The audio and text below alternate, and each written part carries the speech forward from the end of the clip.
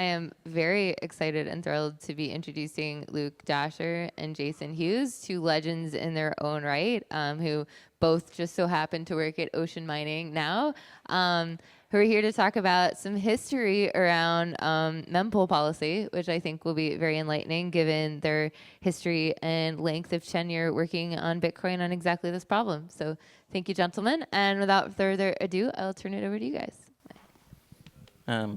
Probably should start by pointing out that policy goes beyond just mempool. It also is how you construct the block. Originally, the Bitcoin mining software and the node didn't do any kind of transaction sorting. It just went through a list of transactions that it had and decided whether to include them or not. Probably the earliest policy was essentially it would look at each transaction. If the block was a certain size, usually it was around 4 kilobytes. It would just include the transaction regardless of whether it had a fee or maybe not at all. Once the block was bigger than 4 kilobytes, it would change its policy and adapt. The primary consideration there was the age of the coins being spent and the amount of the coins being spent. So if the coin was older or had a higher value, it would be allowed regardless of fee again until 40, 50 kilobytes block size.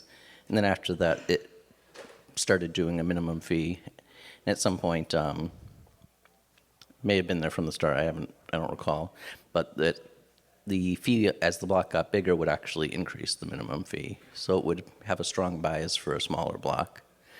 Yeah, I think I think part of the point was it wasn't always sorted by fee. There was initially like no policy around how that was sorted at all. It was just if there was some space at the beginning, we could include it, and if not, eventually this coinage priority was introduced. What was it, 2012? I think we kind of settled on. I think that was when it started being sorted by. That's when it started being sorted by, right? But even from the start, I think the coinage priority metric was there. It was there, and I think just for some clarity for anybody who doesn't know what the coinage priority is, it's when the UTXO was created, the height of when that UTXO was created. So nothing else, just at that time. So that's its age. Another major distinction is that the mempool at the time was not sorted itself. That's part of why the block creation was also not sorted, but also it could include transactions that the lock time had not yet been met, that were conflicting with each other. And so the block creation actually had to sort out which of them to take. And usually it was fairly random. Sequence number may have been respected at one point. I don't recall if it was or not. It's been a while. We're digging pretty deep in the archives, going back in the history here.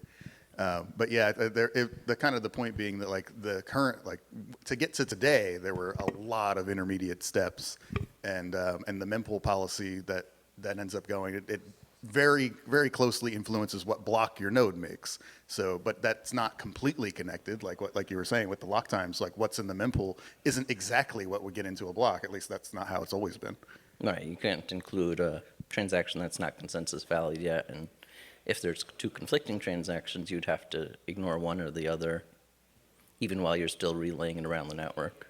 Right. This was all way before replace by fee got introduced. I think that was, what was that, 2015 or so? I think 2015, we moved to a big chunk of the block being prioritized by coinage. I think when I just glanced through this like 15 minutes ago, there was a thing for, I think it was 27 kilobytes of coinage priority, and then the rest was by fee. Don't hold me to that exactly, but I'm pretty sure that's how it started in 2015. And at some point there was also the replace by fee introduced. Originally, the design of Bitcoin had just the sequence number, so you would start at 0, increment it to 1 as you revise the transaction. Obviously, that's just a DOS vector at that point. Right. And then you could relay each revision around the network, and it would just tie up nodes bandwidth without ever having to have anything but the last one actually mined and actually pay the fee on it. I don't know if you even had to change the fee at that point. I think you just had to change the transaction and it would replace it. Reduce the fee. Right. You could just replace the whole transaction no matter what you wanted to do. It wasn't replaced by fee. But I guess there wasn't much of an incentive for the network to relay that because obviously. I believe at one point it was actually a realistic DOS vector that was going on. So it was Yep. that point was where it changed to first scene only. Only the first transaction scene would be accepted into the mempool, and anything else would be Which is discarded. interesting because that's something that people just assumed was always a thing too. Like it's the first transaction that makes it that spends these UTXOs, and that wasn't always the thing. There was a method of replacement that was eventually made policy. It wasn't even a couldn't do it. replacement. You could have both of them in your mempool. Oh, true. Yeah, that's right. Because you could have both of them. It would just be kind of whatever that miner ended up pulling out of the mempool. So. What other major changes were there over the years? Well, I mean, we had up until that point, we've still been working with like get memory pool for creating blocks externally, and then Which point is that? I mean, this is Started right out with around get work. Yeah, I mean, we're still doing get work, and then get memory pool was in there, and so you started having like external things making the blocks, and not necessarily Right. the Bitcoin node. And then it wasn't long after that we had GBT, get block template. So Right. that kind of moved a lot of that off of the node on how it was actually going to make the block, even though the node would give it kind of obviously a template on how to do that. Based on its own policies, but the pool software or the mining software was able to kind of disregard that and kind of use the information it had as long as it made a consensus valid block. Yeah, the design of get block template actually was designed around the idea that there would be external modifications made. So that's why the get block template result actually tells you which dependencies transactions have on each other, and you can use that to trim out transactions. Obviously, if you add, you'd have to sort out all potential conflicts yourself. Fortunately, that never really materialized just simply because of the complexity. Yeah, it's definitely complex because I think GBT also tells you like the children of a transaction and whatnot, or it's dependencies, a transaction's dependencies. So if you need to remove something, you can't remove something that you have to remove everything that depends on it as well. And so I don't know if anybody really has done that too much. Everybody just usually just use GBT as given by the node. Yeah, even the more complicated decentralized things, I think we're just going to combine the GBT from the pool with the GBT from your own local node, and there was never any actual implementation of anything complicated in that regard. I think the closest that came to modifying the GBT was in your pool software that you made originally, the Eloy pool, because it would trim transactions, or when there was that bug a while back where it had to be a power of 2 number of transactions, that wasn't implemented in Bitcoin. It was implemented in the pool side software to kind of avoid that, and that's just all able to be done because of the policy around you can actually do these things. Yeah.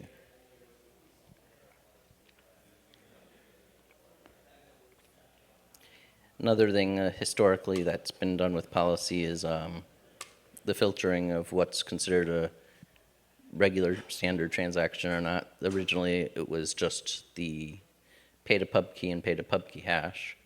Was that originally whitelisted? I don't recall if it. I think kind of anything went for a while, and then it kind of flipped back and forth a few times. The original whitelist was added in probably the end of 2010, so it's not all the way back to the very 0.1. That's close enough. I mean, most people here have not been here since 2010. But as new address formats were created, new entries to the whitelist were added. It was eventually figured out with Betch32 and Betch32M eventually that you could future-proof it by having the version be part of the actual address instead of just, something you ad hoc add every time you add a new address format. Right, not just an interpretation by the software like what version this is. It's actually like you specify what it is. Right. And when was that? Do you think that was basically SegWit, right? SegWit and Taproot did a revision on that. Okay. Trying to think. I mean, as far as like the whitelisting goes, I mean that's still something that's in place today for the most part, except for the newer versioned addresses. But there's nothing like you still can't just make. Let me rephrase. I mean, there's like we still have the few standard address types, and that's pretty much all you can use. I think you can still pay to public key though right now. Yeah. Yeah, that's standard still. You can. It's mostly been append. There hasn't. I guess the only time it's had things removed is you got options for rejecting bare multisig and things like that. Right, and that wasn't even always an option, I don't think, because it was. No, that was added when probably after P2SH. So that would have been Probably around 2015 again. 2014, end of 2014, 2015, somewhere in Yeah. there. I think it was after GBT, so let's go with early 2015. We're guesstimating here. I'm not trying to be perfect, but just kind of keeping in sequence a little bit. So P2SH was interesting in that you can kind of put any script in there, and then but that script still had to meet some definition of policy. How did that exactly work? Because I was there around P2SH, but at the time I didn't have the greatest understanding of exactly how all of that worked, and you were years ahead of me on that at the time. I think initially, I don't know if it was released or not, but P2SH also had a whitelisting policy. Yeah, I couldn't recall if that was something that actually ended up materializing. I know it was discussed, but that's just kind of the nature of these policies. I mean, there has to be something. We have to determine what we're going to allow and what you're going to allow in your block. And these are things that were defined, like when these address types were created and such. Yeah. Another factor that goes back is for the longest time, the policy of the node for relay was different from the policy for mining. You could have a lower fee that you relayed, but then a higher fee that you required to mine, or even more complicated things where you would accept and relay transactions based on their content that you would not mine, or Well, let me even ask the vice dumb versa. question that everybody's probably thinking at this point. Why would you want to do that? Other miners may mine it, and it's not that you're trying to block those transactions. It's just if you're trying to break even on your electric bill or whatever, you might have a bias for only mining stuff that's got a higher fee. Keep in mind the transaction fees weren't actually required until I think quite that some was time. around 2015 as well. Somewhere a little earlier than that, but like, yeah, transaction fees weren't always a thing. And it looked like, I had tried to double check that I was right on this, but it looked like there was instances of when the original Bitcoin client, like way back when, didn't always include the fees that were added in the actual Coinbase collection. So I'm actually, when I get back, I'm going to run a script to see how often that actually happened, because I'd be really curious. I'm pretty sure that was a bug, though, not a No, policy. yeah, bug. It wasn't an on-purpose policy, but yeah, I mean, that's just kind of an interesting history tidbit at that point. But I'd be curious how often it happened, because like, would things like claiming the subsidy and stuff be considered policy, I guess, in your eyes? I don't think I would call it policy. Probably there were not, definitely, because you can't relay the Coinbase. There were definitely cases where miners intentionally did not claim the whole subsidy, just Well, intentionally and does. unintentionally, apparently. True. Yeah, there was one case where a miner actually burned the subsidy by accidentally creating the exact same generation transaction, so the transaction ID overwrote the previous blocks. Well, that's another policy that was introduced to fix that. That was a whole thing where now we have to include the height in the Coinbase. Well, that was actually a soft fork in the end, but yeah. Yeah, I mean, but that was to make sure that was unique, because the reason it ended up being the same transaction ID is because it paid the exact same address with the exact same input, and it just happened to be the same transaction ID. So yeah, I guess that's not spendable anymore. No, when it happened, there was actually probably a bug with reorging. You would, if you passed the second block and reorged backward, you would not have the one that it overwrote anymore. These days, it's a little more sane A implementation. little more robust. So we actually kind of grew past that a little bit. So I'm half moderating. So we're looking at different policies. You say there's difference between what can be relayed and what can end up in a block. Is like, fast forward to today. Like, is there a reason that we'd want some disparity there? Like, is it the same reasons? Like, well, we would want, maybe we would want to relay this lower fee transaction, but we're definitely not going to mine it. Might, if you just want to be real strict with your mining policy. I don't have much hash rate myself, but most of the time the blocks I'm trying to mine are like 6 transactions because I've just got a high minimum fee.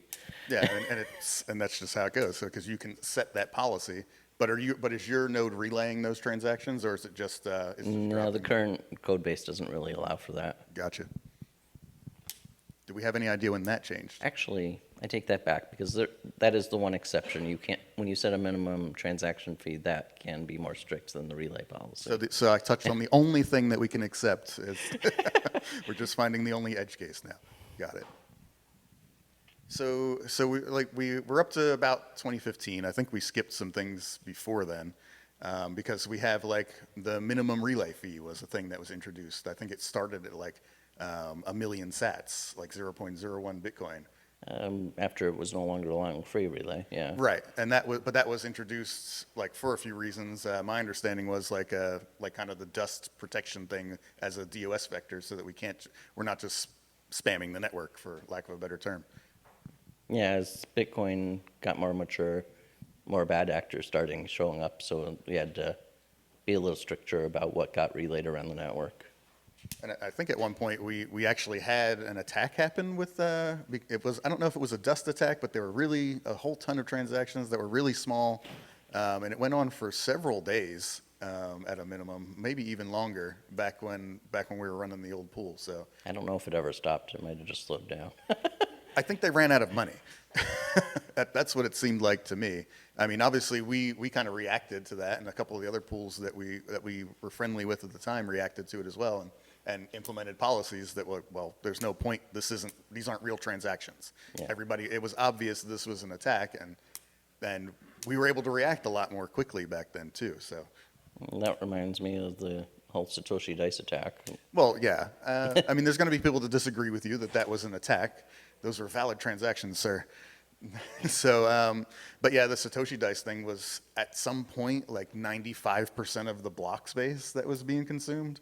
Well, it was pretty uncontroversial that it was an attack at the time. Not only did Elias filter, but even Bitcoin Core eventually added the dust filter to try Right. to address that. Well, the dust filter kind of wasn't directly. It wasn't saying that Satoshi Dice was bad, but Well, that was the main but target. it was the triggering event to kind of tighten the grip on that. But obviously, like these types of things that just flood the network with not useful transactions have previously been considered something that we want to get rid of in policy. Yeah, for those who might not know, Satoshi Dice was essentially they gamified the spam by saying you send them a certain number of Bitcoins and they'll either send you back double or one Satoshi. And so it was just constantly flooding the network with the one Satoshi, of course. Believe it or not, they had like kind of open sourced how they did that, and I don't want to get into those weeds. But yeah, the one Satoshi thing was definitely why. I guess they got to the point where they originally didn't do the one Satoshi thing, if I recall correctly. I think it was always there. It was basically just sending a message back that you lost. Well, so if I recall correctly, and it's not an argument, but if I recall correctly, that the way that they started it was they would only send it back if you won, and then you could later verify with like a string of hashes that were pre-computed that you really did lose. But then people started complaining, and they're like, okay, we'll send back one Satoshi to say that you lost. Well, a funny thing was, I think it was actually, whether you won or lost was actually based on the transaction hash. It was. Transaction ID.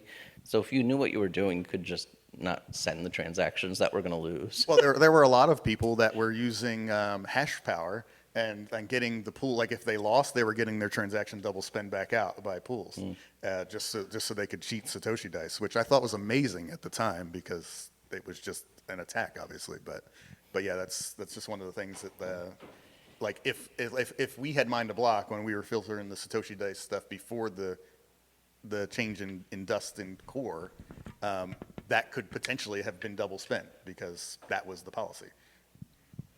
Yeah. So I don't know where else to go with that, but Yeah, we probably covered that way too much. yeah, probably. But that's just one example of why the dust limit was made. I think it even was variable at a time pretty early on. It's still variable, yeah. It's still variable, but I think it ends up kind of staying in the same place for the most part now for some reason in core. I know. Well, with core, it's a variable that you have to actually set. Yeah, but it's set to a default. Yeah, it's only in knots that it actually adjusts as the fees rates change on the network.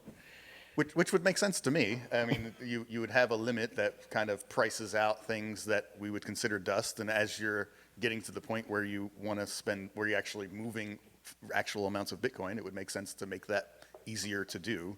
I think one of the hesitations to adjusting it in core has been that some things like Lightning, the actual outputs are time locked and you can't spend them for a certain amount of time.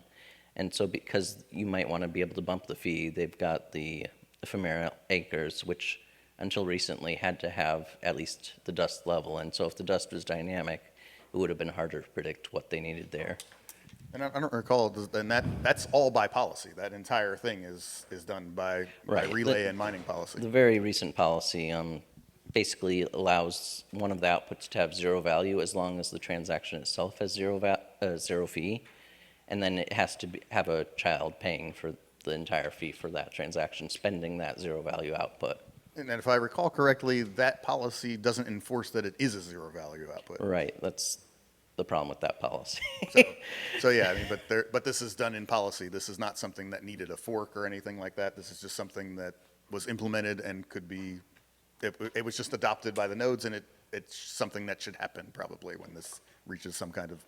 Probably needs Form. to have the whole problem with having it be potentially dust values fixed as well. But Well, sure. I think that's a bug that should be addressed. I don't know if you have specifically pointed that out or not yet, but if not, somebody needs to. since it can be exploited, I pointed it out privately to some of the core developers behind it. Got it. Well, then hopefully I didn't mess that up there.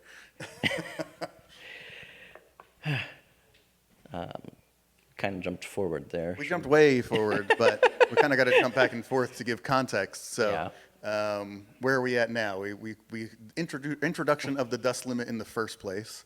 There was, what was it? It was called like the penny rule or something back in the day, where like you could only do so many one-sat outputs or something that would get relayed. There was actual options for it, and maybe I'm making this up, but if I recall correctly, there was an option for like you would only allow so many before they like fell out of your mempool or something. I don't recall that one. I'm gonna have to look it up, but that was a policy that I recall like very early on as a thing because it was like one of the earliest DOS protection things because obviously one-sat outputs aren't that expensive, especially when you can click to mine a 50 Bitcoin block. Yeah, I don't know how many people actually realize that the original Bitcoin software only allowed you to go down to the bit cent, 0.01 BTC. Maybe that's what it was. Maybe that's what they were calling the penny at the time. I could be wrong. Again, we're dusting off some archives here. Yeah, I think that changed in 2011. That was my first contribution to get rid of that. So allow all 8 digits of precision to be used. So was there a reason like early on like to bypass any of these policies? Like were people doing so actively? I mean, what was the incentive compatible way of doing these things back kind of The whole incentive compatible thing never came up until much later. I was just being facetious, but Until maybe 2013, 2014, almost all major miners and pools basically had their own forks of Bitcoin where they implemented their own modifications to the definitely a policy. different time because you kind of had to do a lot of that in order to run a mining operation, a mining pool. There wasn't really any good ways to do it, especially before GBT.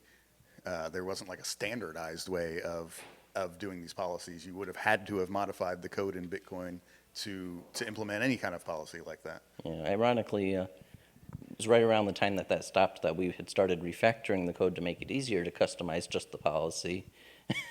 And then nobody ended up doing it. Yeah, I mean, GBT gives you a lot of that optionality, and it tells you exactly what you can modify and what it will accept and what would be accepted by the network, obviously, as long as you don't mess up the actual transactions.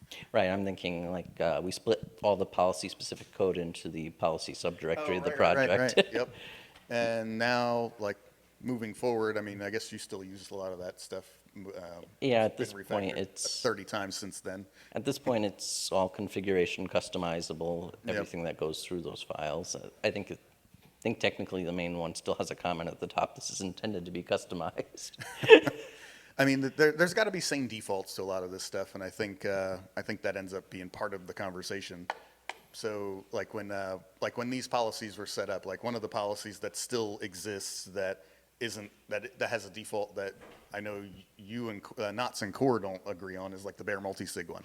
Like that's a filter policy. Like it's one of those things that like we kind of agreed that this needs to be dropped, but we kind of still allow it. But I don't know where I was going with that, but it is a policy that's settable that you would expect people would look at. But we found that people generally don't move off the defaults.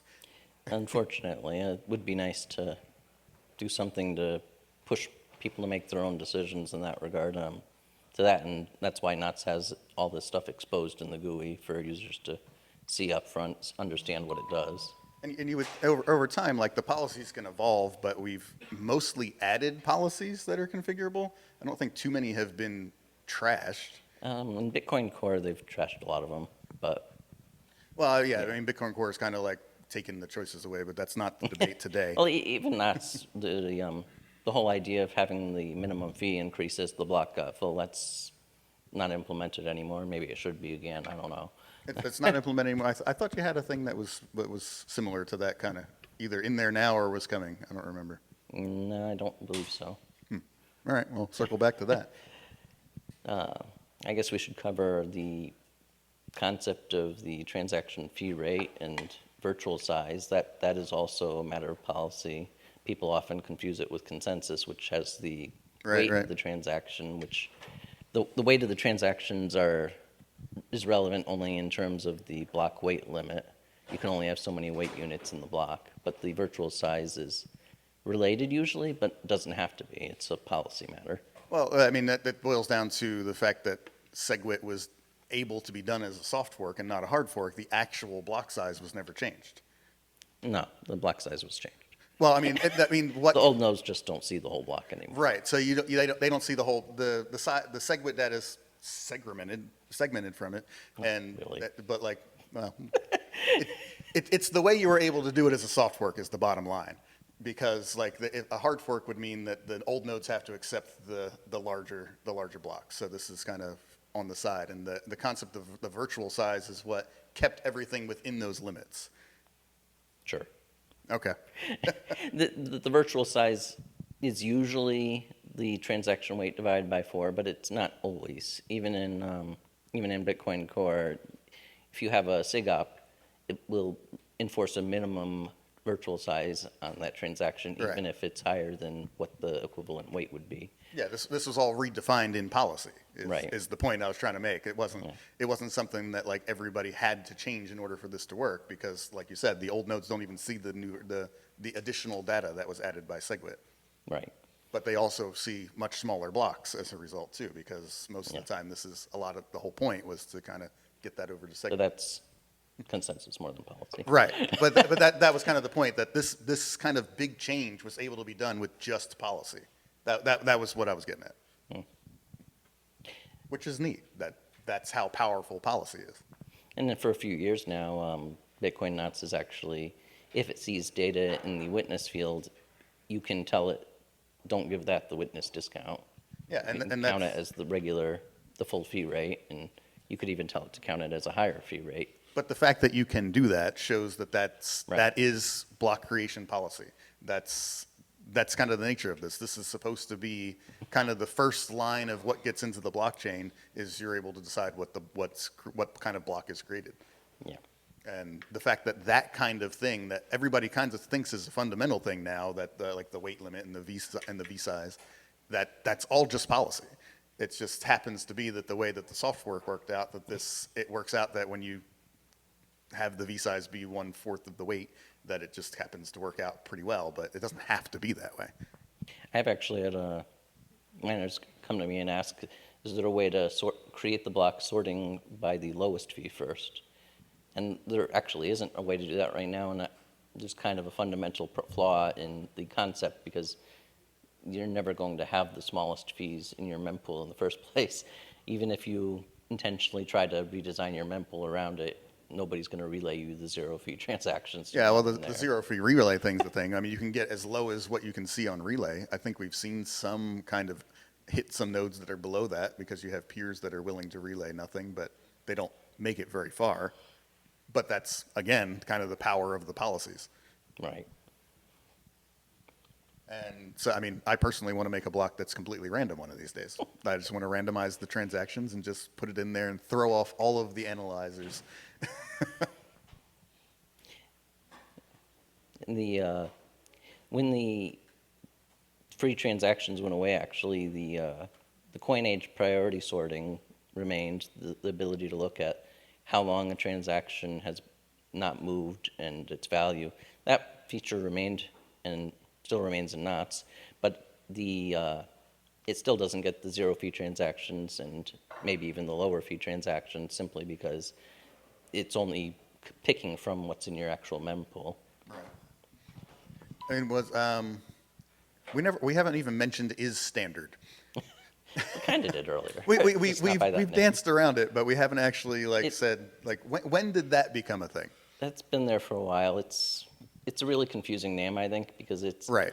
the goal of the function is to identify whether it's a script that's basically defined in a standard, like a BIP, but it's also used in policy as a way to whitelist transactions and scripts for the transactions. And there's kind of a lot of overlap there, but it's not exactly the same thing. It's like the data carrier is not standardized, really. There's nothing if that there's actually data makes it a standard. carrier, it's arbitrary data. There's no standard for how to make it and what to put in it. But that's still something that's under the umbrella of is standard. Right. Even though it's not a standard, it's still implemented in that function because it's allowed by policy in a lot of nodes. And I feel like we're speaking to the people that understand this, but obviously there's the overarching consensus rules that can't be broken, and then there's the standardness rules of what is standard will generally allowed to be relayed. So Yeah, I prefer to stick to the word policy for everything. it's policy, but like there is a function that's literally named is standard. Yeah. That kind of is what starts the chain of everything happening with policy. Yeah. I don't And know if that that's- was the intention, but that's what it's become. Yeah. Yeah, that's used basically when it's adding it to your mempool. And that's usually where a lot of the configuration is going on for the spam filters and things like that. On that note, there's a ton of those in knots, not so much in core anymore. Well, yeah, I mean, spam filtration is kind of one of the first reasons that policies existed. Right. I mean, that was one of the things. You have to protect a network like this from attacks, and that was.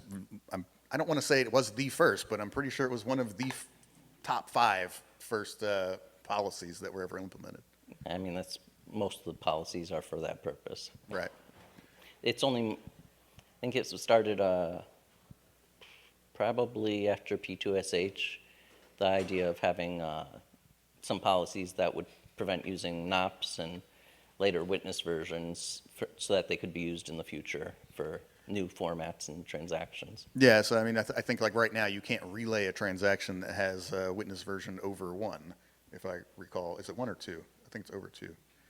Off the top of my head, it'll actually prevent that by policy. So that won't I get think relayed. it's 1, but that's because the original SegWit was 0. Yeah, the original segment was 0, so it's 1 is Tapper, and then 2 won't get relayed. You can relay them as outputs, but you can't spend them. Right. Yeah.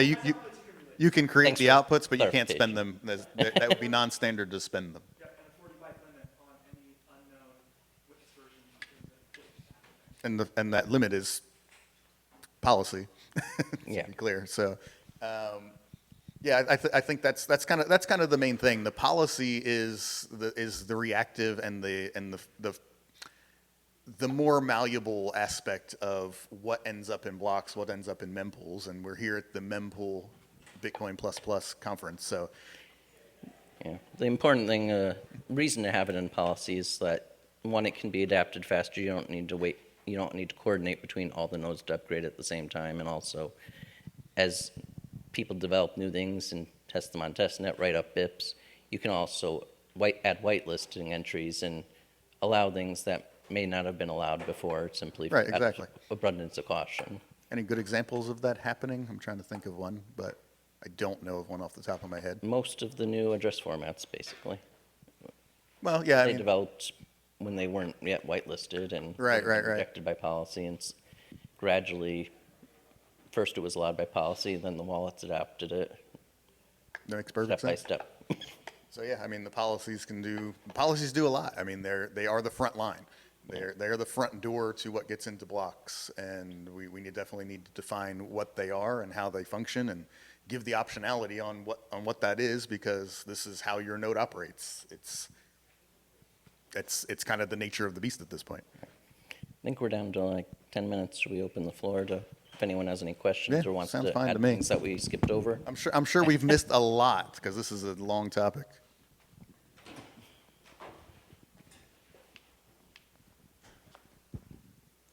You mentioned. Hello. I don't know if it's working. Do it. Should I just ask anyways? Maybe We can repeat for you. Yeah. Okay. there you go. They have it now. You mentioned that Knots has config options, especially like easy for users to use in the GUI. What do you think are some important config options that Core doesn't have that Knots has uniquely? First of all, there's the ability to determine how you handle the inscriptions, which bypass the data carrier size limit in Core.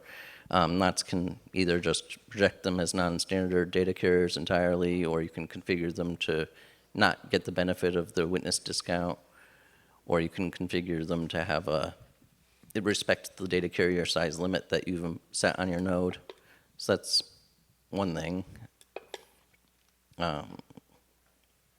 Some users don't like the runes tokens.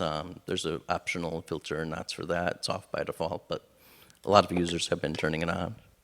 Does block priority size still exist in Core? I don't think it No, does. Core removed the ability to sort by coin age priority several years ago now. That's still in NOTs. It's by default 100 kilobytes of the block in NOTs. A lot of users disable that one though. Yeah, a lot of people do, but there are some that use it, which is cool. Yeah. I guess worth pointing out, like, why would you want to do coin age priority? Because like you've mentioned it to me, but I don't know if for the benefit of these guys that the like there's a reason why you would want to like prioritize that. Yeah, the probably the main reason is no matter what the spam does, it's never going to have access to these older coins that haven't moved in however many months or years. And so even if they somehow manage to get your own policy to fill the block with spam, that you can still have this 100 kilobytes or however whatever size you set it to be known definitely good transactions. Yeah, and so it's you a can't carve bring the out. whole network to a halt. Right. Yeah, it's a carve out that makes sure that the network keeps on chugging along, even in the face of an attack. And also another nice benefit of it is even if you didn't get the fee right and you forget about it, eventually the transaction will meet the criteria of coin Right, right. priority and confirm. So it won't sit in limbo forever indefinitely. Exactly. You have that finality eventually. Did we get your question? Do we have any others? I think that probably all changes to policy would be argued that they're attempts to improve the circumstances, but to what extent would you guys distinguish between policy changes that are made in reaction to circumstances that are occurring on the blockchain versus policy changes that have been made with an ideal of improving, but not necessarily in reaction to circumstances? I think probably most of them have been reactionary. I'm not thinking of very many that are. Well, I mean, there's preemptive ones like not allowing the non-standard versions and things like that. Those are Right, that counts. there's stuff like that were like, what are they, like upgrade hooks, I guess we would call them. Right. And so we have those, but yeah, a lot of the policy is reactive, and that's by design because it is the most adaptive way to implement these things. Because if, let's say there was a novel attack on the chain tomorrow that we could filter in policy, like that's something that grinds the network to a halt that could be filtered in policy. Well, telling everybody to adapt this policy tomorrow to filter these transactions so that most pools don't mind that could happen tomorrow, potentially.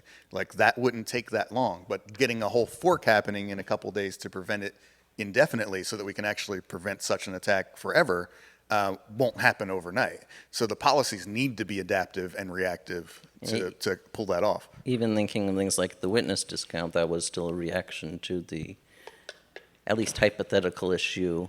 Probably not that hypothetical, but because it had been happening, but the issue of it being much cheaper to create an output, a UTXO, than it was to get rid of the UTXO and take it out of the UTXO set.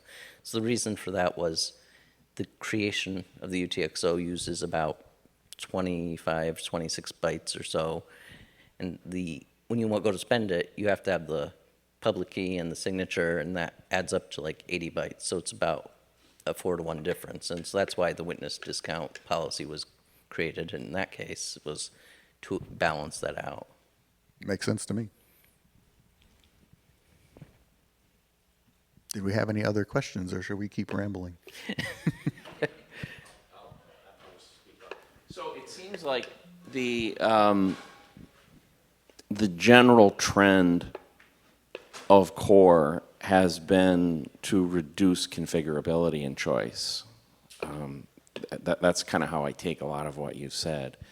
And Jason, you just talked about like preventing attack and you know, not having to do a fork or something like that. It seems to me that one way to prevent that is to keep as much configurability at the node level so you have more options that you can give people to fight. Now, that's not the only reason for configurability, but I think it would be one of them. Also, by the way, I was fascinated to learn that we used to have different choices in terms of node relay and miner, because I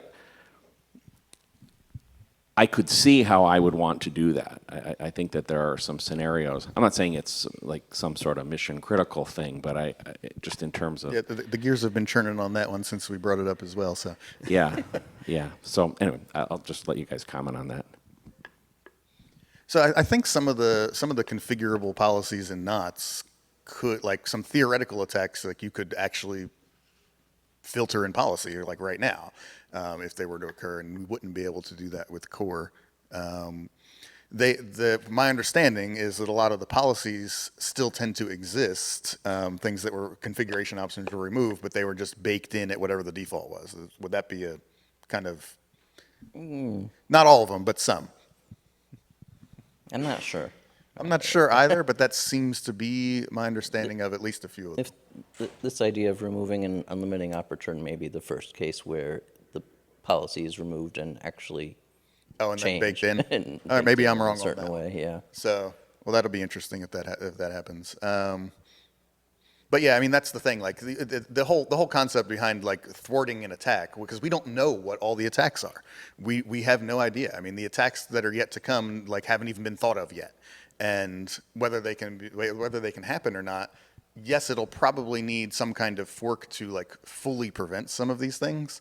But in the meantime, the policies are there and they work, because you just need a kind of a majority of miners to implement policies so that these things don't end up in blocks and normal transactions can continue unhindered.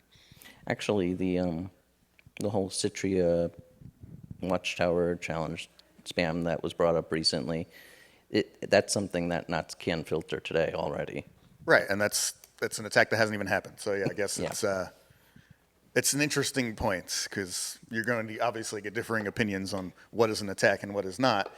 To me, anything that prevents me from sending you Bitcoin is an attack, and that's where I leave it. But there's not that narrow, but in general. Did we have any other questions? I guess it's worth also, to that point, to the fact that people do have differing opinions on what is an attack, what is spam, is also an important reason why it should need to be customizable. Well, I mean, that's why you want to customize the policies, because we don't agree. I don't even think me and you agree on we don't even have the same policies set on our nodes. So, I mean, there's always that. If you and I can't agree on exactly what policies to put on nodes, I mean, everybody in this room is not going to agree either. Yeah. So let them pick what they want. There are no dumb questions, in my opinion. Oh, Sorry to jump in front. You're going to challenge someone to find a dumb question. oh man, what have I done? All right, so this question is kind of outside the spam issue a little bit. Sometimes I think about the pros and cons of mempool uniformity across nodes, and I don't have a clear answer to it. So let's say all transactions were pure, great, pure financial transactions, no data storage, anything. And then I think of, okay, do I want mempools across nodes to be mostly the same, mostly different? Advantages of mostly the same is better prediction of fee estimation, which may be important, maybe not. Benefit of diversity is just that I kind of like the idea, especially for miners, having diversity in their mempools. How do you guys see this trade-off outside of the spam issue? It's an impossible goal, first of all. There's always going to be some variation simply because you see transactions at different times, and there's necessarily a difference. You can't just take the highest fee because it could be 1 Satoshi higher, and that would be a DOS vector. So there's always that necessary difference. It's also not really desirable. That's why we have miners. That's why we have a blockchain, is to give that kind of finality and settlement. And also, oh, sorry. as far as fee estimation goes, that should never be based on the mempool because you can't predict the future. All you can really do is look at the past, which is all the blocks and what has been mined in the blocks over the past day, week, however long. I think we're about to get cut off, but I think that one of the things is with the miners, we can't pick what a miner's incentive to mine something is. So when the subsidy starts getting to the point where it's too low, I mean, it's going to be the miner's choice whether they're going to actually mine a block and what they're going to include in it to determine what they're going to earn from that, and that's going to be highly variable.